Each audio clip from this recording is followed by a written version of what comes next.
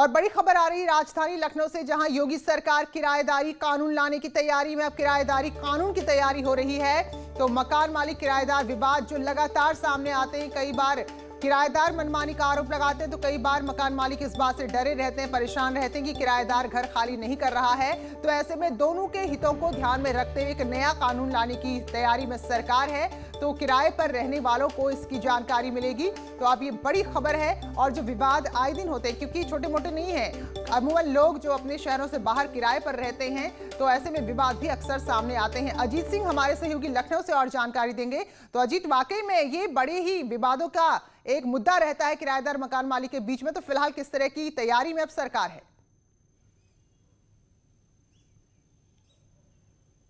देखिए, बिल्कुल प्रीति, मकान मालिक और किराएदार का विवाद बहुत लंबे अरसे से चला आता है।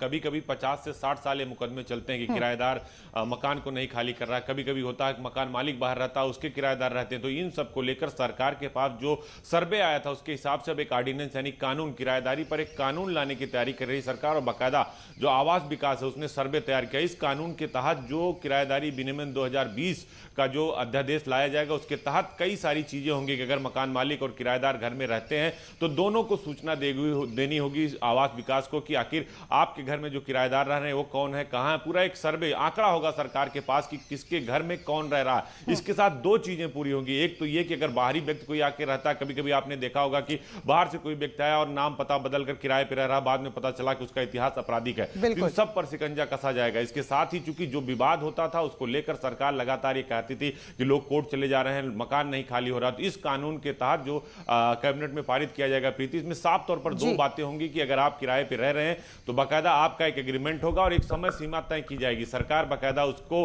अप्रूव करेगी। जो आवास विकास विभाग है वहां पर आपको उसका रजिस्ट्रेशन कराना होगा। इससे किराएदार और मकान मालिक के बीच के जो विवाद हमेशा आते रहे, कभी कभी आपराधिक घटनाएं भी हो जाती है, इसको लेकर अदालत में लंबे समय तक मामले चलते हैं। तो अब सरकार की तरफ से साफ कर दिया गया कि अब हम किराएदारी कानून को ले आएंगे और विनियमन जो किराएदारी अधिनियम है 2020 को लागू किया जाएगा। और आवास विभाग जो है वो बाकायदा सर्वे उन्होंने कराया और इसकी जल्द ही रूपरेखा बनाई जा रही है जो है आवास विकास की तरफ से, और मुख्यमंत्री के सामने प्रस्तुत किया जाएगा। उसके बाद इसे कैबिनेट में लाकर इस पर बाकायदा अध्यादेश लाया जाएगा। बिल्कुल, तो क्या क्या प्रावधान है तो ये साफ होगा, लेकिन एक बड़ी कोशिश है क्योंकि ये विवाद छोटे मोटे नहीं, जो सदियों से कई पीढ़ियां गुजर जाती हैं कोर्ट के चक्कर लगाते लगाते। बहुत बहुत शुक्रिया अजीत आपका जानकारी के लिए। तो महत्वपूर्ण खबर है, जो मकान मालिक और किराएदारों के बीच में विवाद होता है, फिलहाल अब ऐसी नौबत ही नहीं आएगी क्योंकि एक कानून यूपी सरकार लाने जा रही है। महोबा से अगली बड़ी खबर, जहां बारातियों से भरी एक गाड़ी कुएं में गिर गई। बड़ी खबर है और इस दर्दनाक हादसे में 6 बारातियों की जान चली गई है, जबकि 3 बाराती लापता है। अब तक कोई पता नहीं चल पाया है। तो बारात यानी दुल्हन लेकर ये गाड़ी लौट रही थी, तभी एक हादसा हुआ। और जो ये मृतक हैं वो स्वासा गांव के रहने वाले हैं। तो ये बहुत ही दर्दनाक हादसे की खबर है। 9 लोगों से भरी हुई गाड़ी थी जो कुएं में गिर गई और 6 लोगों की तो मौत हो गई, जबकि जो बाकी 3 लोग थे उनका अभी तक कोई अता पता नहीं चल पाया है। तो फिलहाल उनको ढूंढा जा रहा है। तो शादी से ये लोग वापस लौट रहे, बारात से वापस लौट रहे थे, लेकिन इतना बड़ा ये हादसा हो गया जिससे पूरे गांव में मातम पसर गया है, कोहराम मचा हुआ है।